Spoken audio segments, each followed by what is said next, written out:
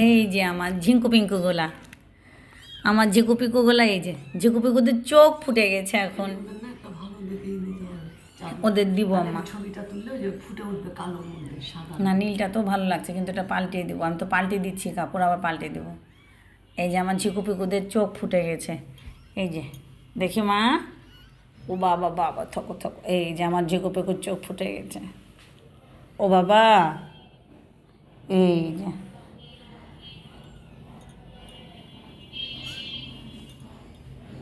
তুমি ওদেরকে করে দাও আমাকে। এই যে তো মাইশার মতো, একদম মাইশা। আমার তো মনে হয় মাইশা, কিন্তু একদম মাইশার মতো না। মাইশার মুখটা একটু কালো কালো, আর ও একটু সাদা সাদা, তাই না মা?